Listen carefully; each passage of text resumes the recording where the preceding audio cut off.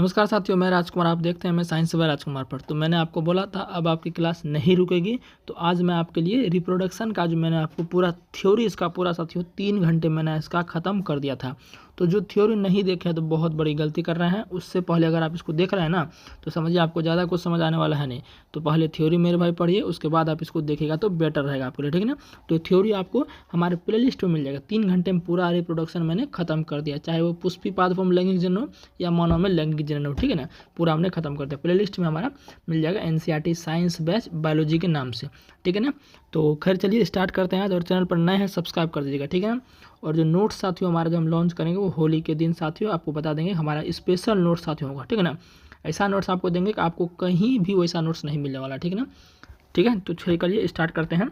और लास्ट में मैं कुछ इसके क्वेश्चन भी दूंगा, उसका आपको आंसर देना, ठीक है ना। तो चलिए स्टार्ट करते हैं। पहला क्वेश्चन, निम्नलिखित में से क्या महिला प्रजनन तंत्र का एक हिस्सा नहीं है। अब देखिए जो पढ़ा है तो तुरंत ही उसको पता चल गया सर कौन सा इसका आंसर होना चाहिए। कह रहा महिला प्रजनन तंत्र, मैंने महिला प्रजनन तंत्र नर प्रजनन तंत्र दोनों पढ़ा है, तो कौन सा नहीं है। तो बोलेगा सर हिस्सा नहीं है, अंडाशय सॉरी गर्भाशय, गर्भाशय तो हिस्सा है, अंडाशय भी हिस्सा है, डिंब वाहिनी नलिका इसी को तो फेलोपियन ट्यूब भी बोलते हैं, इसी को क्या बोलते हैं फेलोपियन ट्यूब भी बोलते हैं। तो ये तीनों तो खैर इसका है, लेकिन मूत्र मार्ग जो है ये तो पुरुष जनन तंत्र का पार्ट है। तो पूछ कर नहीं है, तो ये हमारा करेक्ट आंसर हो जाएगा ऑप्शन बी, ठीक है ना। चलिए नेक्स्ट देखते हैं। डैश पद यानी कोई एक शब्द है, पद मतलब शब्द हो गया, मासिक धर्म इसको मेंस्ट्रुअल साइकिल बोलते हैं, मासिक धर्म की समाप्ति को संदर्भित करता है। मतलब इसमें इस चारों में से ऐसा कौन सा वर्ड है जो कि मासिक धर्म का, जब मासिक धर्म समाप्त होने लगता है तब वो आता है, उसको क्या कहते हैं। तो मैंने साथ में उसको बोला था उसको मेनोपॉज कहते हैं। क्या कहते हैं? मेनोपॉज कहते हैं। और हिंदी में पता है मेरे भाई क्या कहते हैं? हिंदी में उसको कहते हैं रजोनिवृत्ति। यानी कि जब मासिक धर्म समाप्त हो जाता है, जब 45 से 50 की उम्र हो जाती है तो मासिक धर्म समाप्त होने लगता है, तो अंतिम बार को क्या कहते हैं? रजोनिवृत्ति कहते हैं। क्या समझ आया आपको? उम्मीद है कि समझ गए होंगे आपको, ठीक है ना। नेक्स्ट है, पुरुष में प्राथमिक यौन अंग कौन सा है। पुरुष में प्राथमिक अंग, प्राथमिक यौन अंग यानी कि जो क्या बोलते हैं इसको, जो फर्स्ट आपका सेक्सुअल ऑर्गन है यानी प्राथमिक, वो आपका कौन सा प्राइमरी जिसको बोलते हैं प्राइमरी सेक्सुअल ऑर्गन नर जनन तंत्र में कौन सा है। तो मैंने बताया था वो क्या होता है, टेस्टिज होता है। क्या होता है? टेस्टिज मेरे भाई क्या होता है, वो आपका नर जनन तंत्र का प्राथमिक यौन अंग होता है विब्रेशन। अगर मादा की बात करें तो क्या होगा, बोलेगा कि मादा जनन तंत्र का, मादा यानी कि महिलाओं में प्राथमिक यौन अंग कौन सा होता है, तो कौन सा होता है, तो बोलेगा अंडाणु होता है। क्या होता है? अंडाणु होता है, ठीक है ना। इस बात को आपको ध्यान रखना है, ठीक है ना। चलिए तो उम्मीद है साथियों आप समझ गए होंगे। नेक्स्ट देखते हैं, गर्भाशय डैश के माध्यम से योनि में खुलता है। मतलब गर्भाशय जो कहाँ से किसके माध्यम से, योनि, योनि मतलब वजाइना, योनि मतलब मेरे भाई वजाइना, वजाइना से ही क्या होता है कोई भी चीज़ अंदर जाएगा फीमेल पार्ट के, कोई भी चीज़ बाहर आएगा। बाहर क्या आएगा तो बोलेगा सर पीरियड्स आता है, और जो बच्चा बाहर आता है वो वजाइना के अंदर ही जाएगा। समझ गए? वजाइना के अंदर, वजाइना के रास्ते से ही बाहर आएगा, मैंने आपको पूरा बताया था। तो कह गर्भाशय खुलता कहाँ, तो ये आपका गर्भाशय ग्रीवा के माध्यम से खुलता है। किसके माध्यम से? गर्भाशय ग्रीवा के माध्यम से खुलता है, ठीक है ना। पूरा मैंने आपको पढ़ा दिया। इसलिए कह रहे हैं जिनको दिक्कत आ रहा है, समझ में नहीं आ रहा है, तो एक बार थ्योरी हमारा देख लें, फिर उसके बाद स्वाहा हो जाएगा चैप्टर। प्राणियों में जनन अंग नर और मादा युग्मक उत्पन्न करते हैं जो संलयित होकर डैश बनाते हैं। एक बात मैं बता देता हूँ, थोड़ा सा आपको साउंड आ रहा होगा, एक्स्ट्रा साउंड, इसलिए कि मैं घर में हूँ थोड़ा, ठीक है ना। तो घर के बगल में थोड़ा सा भक्ति हो रहा है तो थोड़ा सा आवाज़ आ रहा होगा, या आसपास के गांव है तो समझ ही सकते हैं, थोड़ा सा आवाज़ आएगा आपको, ठीक है ना। तो अगर उतना नहीं आएगा आप अच्छे से कॉन्सेंट्रेट करके पढ़ सकते हैं। अगर प्राणियों में जनन अंग नर और मादा युग्मक उत्पन्न करते हैं, ठीक है, जो संलयित होकर डैश बनाते हैं। तो सिंपल बात है, हज़ारों बार बोलेंगे, क्या बनाते हैं? जायगोट बनाते हैं। क्या बनाते हैं? जायगोट बनाते हैं। और इसी जायगोट को हिंदी में कहते हैं युग्मनज। यानी कि मेरे भाई नर का क्या है, बोलेगा नर में तो शुक्राणु है, शुक्राणु, और मादा से क्या निकलता है? अंडाणु। जब ये दोनों मिल जाते हैं तो क्या बनाते हैं? संलयित होकर बोलेगा युग्मनज बनाते हैं, और इस प्रक्रिया को निषेचन कहते हैं। तो वही तो पूछ रहा है, ये बनाते क्या है? तो युग्मनज बनाते हैं, जायगोट बनाते हैं, ठीक है ना। फिर ये जायगोट भ्रूण क्या बोलते हैं इसको, फीटस बनेगा, फिर उसके बाद ये क्या, पूरा संतान ये बाहर आता है, ठीक है ना। चलिए, प्रोस्टेट ग्रंथि किसके नीचे मौजूद होता है? देखिए प्रोस्टेट ग्रंथि हिंदी में इसको क्या कहते हैं, कहीं कहीं पूरस्थ ग्रंथि लिखा होगा। क्या लिखा होगा? पूरस्थ ग्रंथि, पूरस्थ ग्रंथि। ये अपना जो इससे जो भी स्राव निकलता है, अब ग्रंथि है तो मतलब कुछ ना कुछ ये पदार्थ निकलेगा, और वो पदार्थ क्या होगा, या तो एंजाइम हो सकता है या तो हार्मोन हो सकता है। ग्रंथि का मतलब यही होता है, या तो एंजाइम निकलेगा या तो हार्मोन निकलेगा, यही होता है ग्रंथि का मतलब। तो पुरस्थ ग्रंथि अपना स्राव किस में डालते हैं, जो आपका शुक्राणु होता है उसमें डालते हैं, ठीक है ना। चलिए, तो ये होता कहाँ, ये पूछा है, तो ये साथियों होता है आपका, एक मिनट रुक जाओ, ये साथियों आपका होता है कहाँ, मूत्राशय के नीचे। किसके नीचे पूछा, मूत्राशय के नीचे। अच्छा, पूरा लोकेशन बता दे इसका, मूत्राशय के नीचे और आपका मलाशय के सामने। अगर मान लीजिए ऐसा क्वेश्चन घुमा के पूछ दिया कि प्रोस्टेट ग्रंथि एग्जैक्टली कहाँ होता है, तो मूत्राशय के नीचे और रेक्टम यानी मलाशय के सामने। तो नीचे पूछा है तो मूत्राशय के नीचे होता है, ठीक है ना। चलिए, मैंने इसका स्थिति भी आपको दिखाया था। उस विधि को क्या कहते हैं जिसके द्वारा गर्भाशय में कॉपर टी रखी जाती है। कॉपर टी कुछ इस तरह से होता है। ये क्या साथियों, ये गर्भ निरोधन की विधि है। क्या है, जनसंख्या पर नियंत्रण लगाना है तो क्या है, गर्भ निरोधन का उपाय किया जाता है। तो गर्भ निरोधन मतलब कि जो आपका पुरुष का शुक्राणु वाला पार्ट है वो मादा में ना जाए। अगर वो चला जाएगा तो अंडाणु से मिलकर वो क्या हो जाएगा, फर्टिलाइज हो जाएगा, तो हमारा जैगोट बन जाएगा, तो यानी संतान उत्पन्न होने लगेगी। तो हमें उसको रोकना है संतान उत्पन्न होने से, तो गर्भ निरोधन की विधि कराई जाती है। तो कॉपर टी ये महिलाओं के वजाना में डाला जाता है। तो इस विधि को गर्भ निरोधन विधि कहते हैं। बहुत सारी विधि इसकी है ना, मैंने आपको बताया भी था। चलिए, प्रसव पीड़ा डैश की दीवारों में संकुचन के कारण होता है। प्रसव मतलब समझ रहे हैं ना, संतान जब बाहर आता है गर्भाशय के माध्यम से तो उसको प्रसव कहा जाता है। प्रसव पीड़ा मतलब दर्द। अब सीधी सी बात है, जब गर्भाशय से बच्चा बाहर आने का प्रयास करता है तो दर्द तो उसमें होता है। तो अगर संकुचन जो उसमें है ये किसके कारण होता है, तो ये साथियों होता है गर्भाशय कारण। सिंपल सी बात है, गर्भाशय सही बाहर आएगा तो ये किसके कारण होगा, आपका ये गर्भाशय संकुचन होता है, तो प्रसव पीड़ा होता है, ठीक है ना। चलिए, मनुष्यों में निषेचित अंडा डैश के स्तर में प्रत्यारोपित हो जाता है। अब यहाँ ध्यान दीजिएगा, थोड़ा इसको फंक्शन समझते हैं। सबसे पहले तो आपको बता दें कि जो अंडाशय से अंडाणु बनता है वो अंडाणु निकल कर कहाँ आ जाता है, आ जाता है फैलोपियन ट्यूब में। कहाँ आ जाता है, फैलोपियन ट्यूब में। और उस फैलोपियन ट्यूब में जब अंडा आ जाता है तो वो किसका इंतजार करता है, शुक्राणु का। तो शुक्राणु मेल पार्ट के वजाना से जाएगा सीधे कहाँ, अंडा जो फैलोपियन ट्यूब में इंतजार कर रहा है अंडाणु, वहाँ जाएगा। तो वहाँ जाकर क्या होगा, फर्टिलाइज हो जाएगा। जब फर्टिलाइज होगा तो वो धीरे धीरे क्या होगा, बढ़ने लगेगा, उसकी आकार में वृद्धि आएगी। अब आकार में वृद्धि आएगी तो डिम्बवाहिका नलिका जो है, इसको फैलोपियन ट्यूब बोलते हैं, उसको तो उतना क्षमता नहीं कि उसको जगह नहीं है उसके पास कि उतना आकार उसका बढ़ेगा, उसको रख ले वो। तो वो क्या करता है, मतलब वहाँ से जो हमारा जाइगोट है वो प्रत्यारोपित हो जाता है, इम्प्लांट हो जाता है गर्भाशय में। तो वही पूछ रहा, प्रत्यारोपित कहाँ हो जाता है, तो गर्भाशय में हो जाता है, क्योंकि गर्भाशय में ही 9 महीने तक रहना है। डिम्बवाहिका नलिका में तो रहेगा नहीं, भले ही वहाँ निषेचन हो रहा है लेकिन वहाँ रहने का क्षमता 9 महीने तक नहीं है, गर्भाशय में रहता है। और इसी प्रक्रिया को इम्प्लांट या प्रत्यारोपण कहते हैं, ठीक है। चलिए, पुरुष प्रजनन तंत्र के उस अंग की पहचान करें जो शुक्राणु और मूत्र यानी पेशाब दोनों के लिए एक ही मार्ग का निर्माण करता है। मतलब कुछ ऐसा अंग है पुरुष प्रजनन तंत्र में जिससे कि शुक्राणु भी बाहर आता है, वीर्य भी बाहर आता है और मूत्र भी बाहर आता है। तो सिंपल बात है, वो मूत्र मार्ग क्या है, मूत्र मार्ग है, ठीक है। चलिए, तो बहुत इजी क्वेश्चन था ये, मैंने आपको उत्सर्जन तंत्र में ही पढ़ाया था।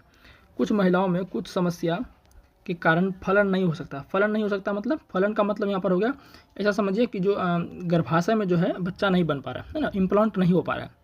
ऐसी स्थिति में फलन के लिए ताजे निकले हुए अंडे और शुक्राणुओं को शरीर के बाहर कुछ घंटों तक एक साथ रखा जाता है, उसे डैश कहा है, उसको साथियों विट्रो कहते हैं। IVF का नाम सुने होंगे आप, इन विट्रो फर्टिलाइजेशन। IVF का नाम सुनेंगे, बहुत एड वेड भी आता है, टीवी वगैरह में, मोबाइल वगैरह में भी देखते होंगे, एड वेड आता है ना। इन विट्रो फर्टिलाइजेशन का नाम होता है। इसमें साथियों क्या होता है IVF में कि जो मादा है, क्या कुछ महिलाओं में कुछ समस्या कारण फलन नहीं हो सकता।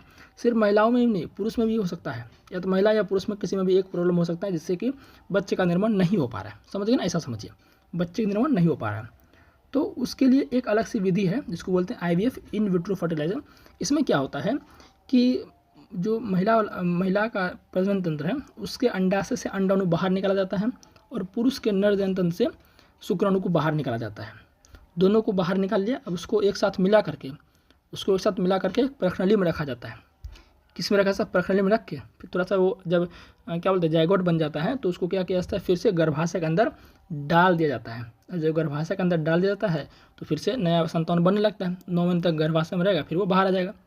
तो प्रोसेस तो बाहर ही हो रहा है, अंदर तो हुआ नहीं। ऐसा क्या हुआ, क्योंकि नर या मादा में किसी में एक प्रॉब्लम था। समझ गए ना, तो इस प्रोसेस को हम कहते हैं IVF। तो समझ गए होंगे आप, समझ गए ना, IVF समझ गए होंगे। चलिए, प्रखनली शिशु देखिए। अच्छा, ये जो आपका जो संतान हुआ, इस प्रकार के संतान को क्या कहते हैं? टेस्ट ट्यूब बेबी कहते हैं। नाम सुने होंगे आप, test tube baby. Test tube मतलब प्रखनली, बेबी मतलब शिशु, तो प्रखनली शिशु जो IVF के माध्यम से बच्चा पैदा होता है उसको टेस्ट ट्यूब बेबी कहते हैं, प्रखनली शिशु कहते हैं। नाम सुने होंगे। तो यहाँ देखिए वही क्वेश्चन से हमें कि प्रखनली शिशु के बारे में क्या सही है ना। देखिए समझते हैं यहाँ पर, डिम्ब, डिम्ब मतलब यहाँ समझ लीजिए अंडा, डिम्ब मतलब अंडाणु, वही अंडा जो कि अंडाशय से बनता है, महिला वाले पार्ट में से। डिम्ब का निषेचन, निषेचन जानते हैं? निषेचन मतलब क्या? और 1000 बार बोल दिए होंगे कि निषेचन का मतलब क्या होता है। निषेचन का मतलब हुआ कि जब अंडाणु और शुक्राणु आपस में मिलकर जायगोट बनाते हैं तो इस प्रक्रिया को निषेचन कहते हैं। समझ गए ना। तो डिम्ब मतलब यहाँ अंडाणु, डिम्ब का निषेचन गर्भाशय में होता है। गलत बात, गर्भाशय में कहाँ हो रहा है निषेचन? निषेचन तो बाहर हो रहा है। मैंने बोला ना अभी, IVF के माध्यम से जो बच्चा उत्पन्न होता है उसको प्रखनली शिशु टेस्ट ट्यूब बेबी कहा जाता है। तो निषेचन तो अंदर हो ही नहीं रहा, निषेचन तो बाहर हो रहा है। समझ गए ना। तो ये तो बहुत बात पहले ही गलत बोल दिया, आगे पढ़ना ही नहीं है। आगे देखिए सेकंड नंबर ऑप्शन, गर्भाशय में निषेचन होता है, ये भी गलत बोल दिया। गर्भाशय में निषेचन होता ही नहीं है। डिम्ब का निषेचन प्रखनली में होता है। हाँ, डिम्ब का निषेचन प्रखनली में होता है और प्रखनी में ही विकसित होता है, ये भी गलत बोल दिया। भले ही निषेचन प्रखनली में हो रहा है, लेकिन प्रखनली में जब वो निषेचित हो जा रहा है फिर तो उसको गर्भाशय में डाल ही दिया जा रहा है ना, क्योंकि बाहर कैसे विकसित होगा? वो बाहर विकसित हो सकता है क्या? संभव नहीं है, ये भी गलत है। लास्ट देखते हैं, डिम्ब का निषेचन प्रखनली में होता है, बिल्कुल सही है, लेकिन यह गर्भाशय में विकसित होता है, ये बिल्कुल ये करेक्ट बोल रहा है ऑप्शन नंबर डी। भले निषेचन अंडाणु और शुक्राणु बाहर मिलकर प्रखनली में थोड़ा सा निषेचित हो जा रहे हैं, युग्मित बन जा रहे हैं, फिर उसको डाल दिया जा रहा है गर्भाशय में 9 महीने तक पलने के लिए। ठीक है ना, उम्मीद है कि समझ गए होंगे। यौन प्रजनन में अभिभावक का योगदान होता है। अभिभावक, अभिभावक का मतलब समझ लीजिए माता पिता। अभिभावक का मतलब क्या होता है? माता या पिता हो सकता है। ठीक है, तो कह रहे यौन प्रजनन में अभिभावक का योगदान कितना होता है? तो उसके वंशाणु यानी जीन का 3/4 भाग गलत, उसके वंशाणु जीन का आधा भाग गलत, ये सही है, गलत नहीं है, ये सही है। ठीक है ना। देखिए मैंने आपको बताया था मेरे भाई कि जब भी युग्मनज कैसे, बच्चे का निर्माण कैसे होता है, तो बोलेगा बहुत सिंपल सर, कितना बार तो बता दिए हैं, याद हो गया होगा। नर से क्या मिलेगा? तो बोलेगा शुक्राणु। क्या मिलेगा? शुक्राणु। मादा से क्या मिलेगा? तो बोलेगा अंडाणु। और जब शुक्राणु प्लस अंडाणु मिल जाते हैं तो क्या बनता है? तो बोलेगा युग्मनज बनता है, जाइगोट बनता है। तुम मेरे को ये बताइए, मैंने आपको बताया था कि जो युग्मक होता है वो क्या होता है? अगुणित होता है। क्या होता है? अगुणित युग्मक। जैसे अंडाणु मिला, क्या बना? अंडाणु। अंडाणु मादा से ले लेते हैं, ये भी युग्मक है। ये क्या होता है? अगुणित, यानी कि एन होता है। क्या होता है? एन होता है। और एक दूसरा युग्मक ले लिया, यानी ये हो गया हमारा, ये हो गया नर युग्मक और ये मादा युग्मक। ठीक है ना। तो अब मादा युग्मक से क्या निकलेगा? सॉरी, गलती लिख दिया ना, ये आपका हो जाएगा नर युग्मक, ये नर युग्मक, और इधर ले लेते हैं मादा। इधर हम क्या ले लेते हैं? इधर ले लेते हैं मेरे भाई मादा ले लेते हैं। ठीक है ना, ये आपका मादा। ठीक है ना। मादा युग्मक से क्या निकलेगा? अंडाणु। यानी मादा युग्मक क्या है? अंडाणु खुद एक मादा युग्मक है। ये क्या होता है? एन। एन जो लिखे हैं मतलब अगुणित है, गुणित नहीं है, अगुणित है। ठीक है ना। और नर युग्मक ये क्या है आपका? शुक्राणु। ये भी क्या है? ये भी आपका क्या है? ये भी एन है, मतलब अगुणित है। जब ये दोनों मिलते हैं तो क्या बनता है? तो बोलेगा जाइगोट बनता है, यानी कि युग्मनज बनता है। क्या बनता है? ये बनता है युग्मनज बनता है। तो एन एन मिलेगा तो क्या बन जाएगा? 2n बनेगा। तो यहाँ पर देखिए मेरे भाई, अभिभावक मतलब माता पिता, तो माता पिता क्या दे रहा है? अगुणित, मतलब आधा ही दे रहा है ना। अरे 2n का आधा n, n तो n मिलकर 2n बना, मतलब आधा ही दे रहे हैं। क्या दे रहे हैं? ये आधा ही दे रहे हैं। ठीक है ना। तो इसलिए हम कह रहे हैं कि ये क्या देते हैं? अपना आधा गुण देते हैं, आधा। समझ गए ना। तो ऑप्शन नंबर बी करेक्ट हो जाएगा। ठीक है ना। चलिए आगे बढ़ते हैं। अलैंगिक जनन मुकुलन द्वारा होता है, किसमें? देखिए मुकुलन क्या एक प्रकार का प्रकार है, मतलब अलैंगिक जनन का एक प्रकार है। किसमें होता है? अमीबा में होता है क्या? नहीं होता है। यीस्ट में होता है मुकुलन। किस में होता है? यीस्ट में। प्लाज्मोडियम में नहीं होता है, लेशमिनियम में नहीं होता है। यीस्ट में और हाइड्रा में क्या होता है? मुकुलन होता है, मैंने आपको बताया था। ठीक है ना। अमीबा में क्या होता है? द्विखंडन होता है। प्लाज्मोडियम में बहुविखंडन, लेशमिनियम में द्विखंडन, सब मैंने पढ़ाया था। ठीक है ना। परागकोश में क्या होता है? सर क्या ये लड्डू वाला क्वेश्चन है? परागकोश में परागकण होते हैं। बताइए परागकोश कहाँ रहता है? तो बोलेगा सर ये जो पुष्पी पादप होता है ना, उसका नर वाला पार्ट है। क्या है? पुष्पी पादप का नर वाला पार्ट है। समझ गए ना बात को। चलिए इस क्वेश्चन को देखिए, ये 16 नंबर हमने लिया है। इनमें से क्या अलैंगिक प्रजनन का उदाहरण नहीं है? देखिए इस क्वेश्चन में हमने 4 ऑप्शन दिया है, लेकिन रेलवे का ये पूछा गया प्रश्न ग्रुप डी में, विखंडन देखिए ये भी अलैंगिक प्रजनन का उदाहरण है। द्विविभाजन या आप द्विविखंडन बोल लीजिए, ये भी आपका क्या है, अलैंगिक प्रजनन का उदाहरण है। मुकुलन ये भी अलैंगिक प्रजनन का उदाहरण है। और ग्राफ्टिंग, रेलवे ने आंसर यहाँ पर ग्राफ्टिंग दिया है, लेकिन मैं आपको बता देता हूँ ग्राफ्टिंग भी क्या है, ये आपका कायिक जनन का प्रकार है। और कायिक का भी कौन सा प्रकार, कृत्रिम वाला प्रकार है। मैंने कायिक जनन के दो प्रकार बताए थे, प्राकृतिक और कृत्रिम। तो कृत्रिम जो कायिक जनन होता है उसका ये प्रकार होता है। तो कायिक जनन आखिर तो अलैंगिक जनन का ही प्रकार है, मैंने आपको पढ़ाया था। तो रेलवे ने इसका आंसर ग्राफ्टिंग दिया है, तो मुझे समझ नहीं आ रहा ये इसने आंसर ऐसा दिया क्यों है, क्योंकि भाई ग्राफ्टिंग खुद क्या है, अलैंगिक प्रजनन का प्रकार है ना। आपकी इसमें क्या राय है आप जरूर बताइएगा, कि क्योंकि ग्राफ्टिंग भी क्या है, अलैंगिक प्रजनन का प्रकार है, ठीक है ना, इसलिए मैंने क्वेश्चन लिया है, ठीक है ना। चलिए खैर, रेलवे ने इसका आंसर ग्राफ्टिंग दिया है, मैंने आपको बता दिया रीजन इसका क्या आंसर करेक्ट होना चाहिए। इसका आंसर तो मेरे अनुसार इसका आंसर कुछ भी नहीं होगा, ये क्वेश्चन रेलवे ने गलत पूछा था, ठीक है ना, ये क्वेश्चन रेलवे ने गलत पूछा था, ठीक है ना, तो इसको गोली मार दो, ठीक है। चलिए, फूल में पुष्प योनि है, फूल में क्या है, पुष्प योनि है।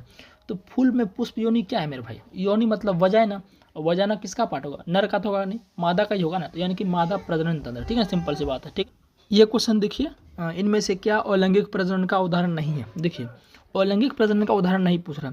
विखंडन ये तो अलैंगिक प्रजनन का उदाहरण है। द्विविभाजन या आप द्विविखंडन बोल दीजिए, ये भी क्या है, अलैंगिक प्रजनन का उदाहरण है। मुकुलन ये भी क्या साथियों, अलैंगिक प्रजनन का उदाहरण है। तो कह रहा है कि कौन सा नहीं है।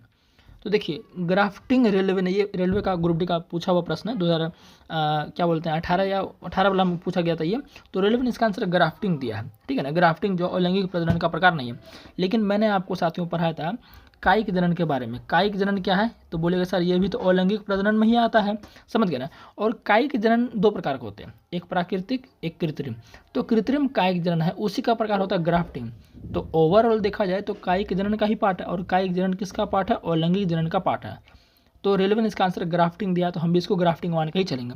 लेकिन अगर ऑप्शन में ग्राफ्टिंग नहीं देगा, कुछ और देगा, यानी कि आपको यहाँ पर देखना है, इस प्रकार के अगर क्वेश्चंस आ जाए तो आपको देखना है कि देखिए ये तीनों तो सटीक हैं, ये तीनों तो सटीक हैं, लेकिन इसको आपको थोड़ा सा यहाँ पर देख के मारना पड़ेगा, ठीक है ना। लेकिन मैंने आपको बताया है कि ग्राफ्टिंग भी क्या साथियों, अलैंगिक प्रजनन का प्रकार है, ठीक है ना। इस तरह के विवादित क्वेश्चन हो जाते हैं, ये जल्दी नहीं ही पूछे जाएंगे, लेकिन फिर भी मैंने लिया है ना, क्योंकि आपको अगर कभी सामना करना मिल जाए तो आपको कैसे इसको आंसर देना आपको पता होना चाहिए, ठीक है ना। चलिए, फूल में पुष्प योनि क्या है। देखिए, योनि का बात है, योनि मतलब वजाना, और वजाना किस में होगा, नर में थोड़ी ना होगा, मादा में होगा। तो मादा जनन तंत्र, सिंपल आंसर, ज़्यादा कुछ दिमाग ही नहीं लगाना। पौधे के बीज में भ्रूण होता है, बिल्कुल सही बात है, मैंने बताया था। पौधे के बीज में क्या होता है, भ्रूण यानी एम्ब्रियो होता है, जो उचित परिस्थितियों में, मतलब उचित परिस्थिति का मतलब क्या हो, अच्छा खासा उसको तापमान मिले, नमी अच्छा खासा मिले, है ना, उचित परिस्थितियों में अंकुरित हो जाता है। इस प्रक्रिया को इनमें से किसके रूप में जाना जाता है, तो सिंपल बात है, अंकुरन के रूप में जाना जाता है, ठीक है ना, बताया था मैंने आपको। पौधे में कायिक प्रवर्धन के बारे में क्या सही नहीं है। अब कायिक प्रवर्धन के बारे में एक क्वेश्चन पूछ दिया, तो देखते हैं, मैंने पूरा पढ़ा है आपको। बीज से उत्पन्न होने वाले पौधे की तुलना में इन पौधों में फूल, और बीज से उत्पन्न होने वाले पौधे, जो बीज से उत्पन्न होते हैं पौधे की तुलना में इन पौधों में फूल और फल पहले आ जाते हैं, बिल्कुल सही बात है। जो पौधे हम बीज से उगाते हैं और जो पौधे कायिक जनन से उगाते हैं, तो कायिक जनन वाले में जल्दी फूल और फल आ जाते हैं, तो ये बात बिल्कुल सही कहा रहा है, ठीक है ना। चलिए, पौधे जड़, तने और पत्तियों से उगाए जाते हैं, बिल्कुल सही बात है। कायिक जनन में पौधे उनके कायिक अंगों से उगाए जा सकते हैं। कायिक अंग का मतलब जड़, तना और पत्तियाँ, ठीक है ना, तो बिल्कुल सही कह रहा है ये पॉइंट। उत्पन्न पौधे मूल पौधों में आनुवंशिक रूप से भिन्न होते हैं, ये गलत बोल दिया भाई। कायिक जनन से जो पौधे प्राप्त कर रहे हैं, क्या वो जनक से अलग दिखते हैं क्या, नहीं भाई, जनक के बिल्कुल लगभग समान दिखते हैं, तो ये करा अलग होते हैं, तो ये गलत, यही गलत पूछ रहा है, ये ऑप्शन सी हो जाएगा आंसर, ठीक है ना। चलिए, और ये भी देख लीजिए, डी नंबर ऑप्शन, जो पौधे बीज पैदा करने की क्षमता खो देते हैं, उसे ही हम क्या करते हैं, कायिक जनन द्वारा उगाते हैं, ठीक है ना। इस प्रश्न को देखिए, कह रहा है वह पौधा जो कायिक प्रवर्धन द्वारा नहीं बढ़ता है, मतलब कायिक प्रवर्धन द्वारा उनको हम उसका उत्पन्न नहीं कर सकते। केला इसको तो कर सकते हैं, नारंगी इसको भी कर सकते हैं, गुलाब इसको भी कर सकते हैं, लेकिन साथ ही पपीता जो है ना, इसको आप कायिक प्रवर्धन, जिसका अन्य नाम क्या है, वानस्पतिक प्रवर्धन या कायिक जनन भी इसको बोलते हैं, है ना, तो इसको पपीता को जो है ना हम कायिक प्रवर्धन के माध्यम से नहीं उत्पन्न कर सकते हैं। तो इसको किस विधि से कर सकते हैं, ऊतक संवर्धन विधि से, टिश्यू कल्चर। अब बोलेंगे सर ऊतक संवर्धन क्या है, मैंने आपको अच्छे से बताया हुआ है ना, ज़्यादा बताऊंगा तो 10 मिनट लग जाएंगे ऊतक संवर्धन बताने में, ठीक है ना। ऊतक संवर्धन विधि से हमने पपीता को पवित्रता को हम क्या कर सकते हैं, उत्पन्न कर सकते हैं, इसका प्रवर्धित कर सकते हैं इसको। ठीक है, चलिए ये लास्ट प्रश्न इसको देखते हैं। करा परागन, अच्छा एक मिनट, यहाँ परागन होगा, ठीक है ना, परागन होगा, है ना, परागन, परागकण नहीं। देखिए परागन और परागकण में मेरे भाई अंतर है, कंफ्यूज नहीं होना है, ठीक है ना। परागकण क्या है, परागकण परागकोश में पाया जाता है, जबकि परागन क्या है, एक प्रकार का प्रोसेस है। जैसे कि आप निषेचन में एक प्रोसेस है ना, उसी तरह परागन क्या है, एक प्रकार का प्रोसेस है।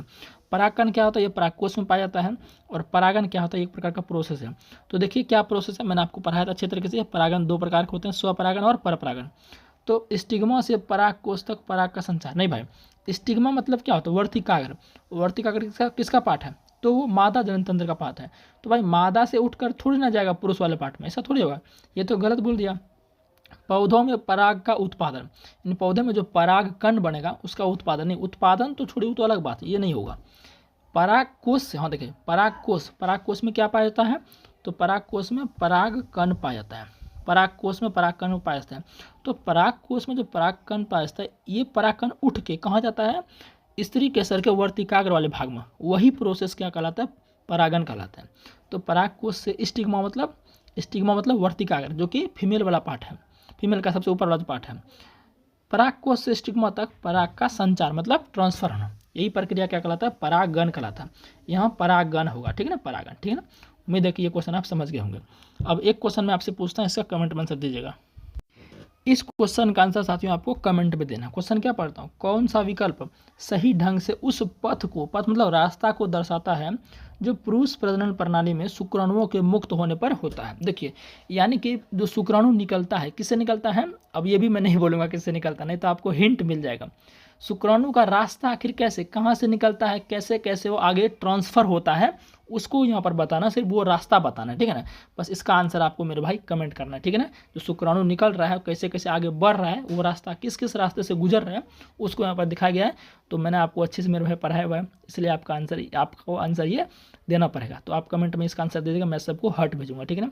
तो उम्मीद है कि आप इसका आंसर देंगे, और अच्छा लगा होगा क्लास तो चैनल को लाइक सब्सक्राइब करना है, शेयर करना है। लगातार हम आपको क्लास देने का प्रयास करेंगे, ठीक है ना, क्योंकि एग्जाम आपका बहुत कम दिन बचा है मेरे भाई, अब हम पूरा आपके लिए प्रयास करेंगे, ठीक है ना।